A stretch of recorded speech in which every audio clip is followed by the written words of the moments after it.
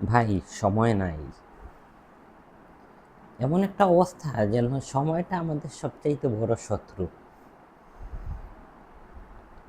দেখেন, সময়টা কিন্তু আমার, আপনার, আমাদের সবার কিন্তু একই রকম।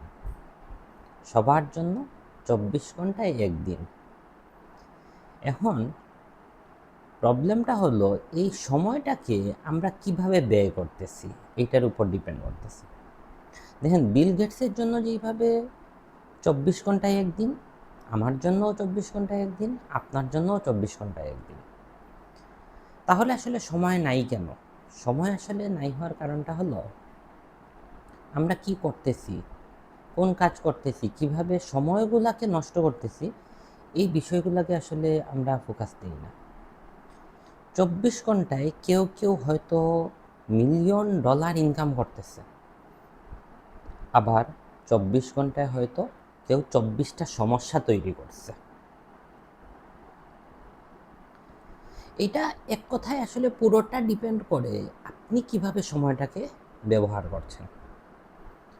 আপনি যদি বুঝেন যে আমার সময়ের মূল্য খুব বেশি এবং আমার প্রত্যেকটা কাজ আমার সময়ের মধ্যে করতে হবে, তাহলে কিন্তু দেখবেন আপনার সম্পূর্ণ কাজ শেষ হওয়ার পরেও আপনার হাতে যথেষ্ট সময় আছে।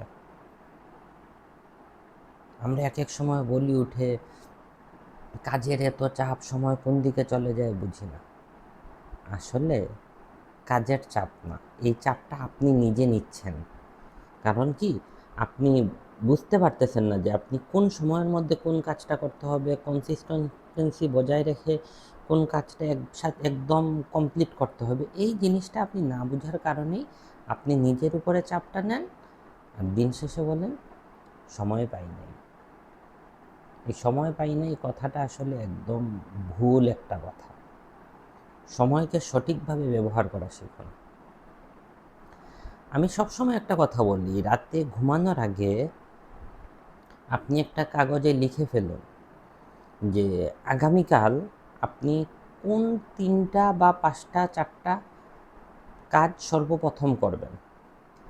তাহলে হবে কি, সকালে ঘুম থেকে ওঠার পরে আপনাকে ভাবতে হবে না যে আমি কোন কাজটা প্রথমে করব। এইটা করে কিন্তু দেখেন আপনি সকালে আমাদের এই সময়টা কিন্তু এইভাবেই নষ্ট হয়। সকালে ঘুম থেকে উঠে যদি আমরা এখন চিন্তা করতে হয় যে আমি এখন কি করব, এরপরে কি করব, তাহলে কিন্তু এখানেই আপনার একটা ভালো সময় নষ্ট হয়ে যাচ্ছে। কিন্তু সেই কাজটা যদি আপনি রাতে করে রাখতে পারেন, আপনি সকালে উঠে ডেডিকেটেডলি সেই কাজটাই শুরু করে দিতে পারবেন। তো এই জন্যে আমি সব সময় এই কথাটা বলি যে রাতে ঘুমানোর আগে আপনি পরের দিনের 3টা 4টা 5টা আপনার গুরুত্বপূর্ণ কাজগুলার একটা নোট করে নেন।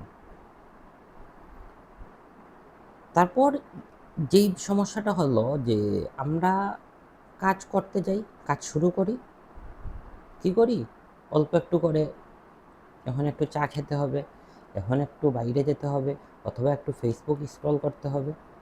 না, এই বিষয়গুলো কিন্তু করা যাবে না। আপনি যখন নোট করবেন যে আমি এই কাজটা, এই কাজগুলো এইভাবে করব, তখন আপনি নোট করে নেবেন কোন কাজটা কোন সময়ে করবেন এবং কত সময়ের মধ্যে করবেন।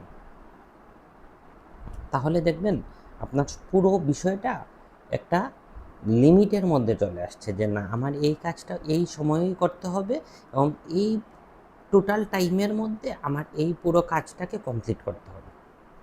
এই বিষয়গুলো যদি করতে পারেন, দেখবেন আপনি 24 ঘন্টায় অনেকটা সময় আপনার নিজের জন্য, আপনার পরিবারের জন্য পাচ্ছেন এবং দিন শেষে আপনার প্রত্যেকটা কাজ সুন্দরভাবে গোছানোভাবে আপনি কমপ্লিট করতে পারবেন। তাই সিদ্ধান্ত কিন্তু আপনাকে নিতে হবে। আপনি এই লিস্টটা কবে থেকে শুরু করবেন এবং সেই লিস্ট অনুযায়ী আপনি কিভাবে কাজ করবেন, সিদ্ধান্ত আপনার। কমেন্টে জানাতে পারেন যে এই কাজটা আপনি কবে থেকে শুরু করছেন। আর অবশ্যই এই কাজটা কিন্তু এখন আমি করি, এই কাজটা আমি করি এবং আমি বেটার একটা অপশন এখান থেকে আমি খুঁজে বের করছি যে সবচাইতে উপকার আমার যেটা হয়, আমার এখন কন্টেন্ট নিয়ে আর ভাবতে হয় না। কন্টেন্ট অটোমেটিকলি আমার ব্রেইনের মধ্যে আলহামদুলিল্লাহ চলে আসে, আমি তখন সেইটা নিয়েই লেখালেখি করি অথবা ভিডিও করে আপনাদের সামনে চলে আসি। আপনি কবে থেকে শুরু করছেন অবশ্যই জানাবেন। সেই পর্যন্ত ভালো থাকবেন।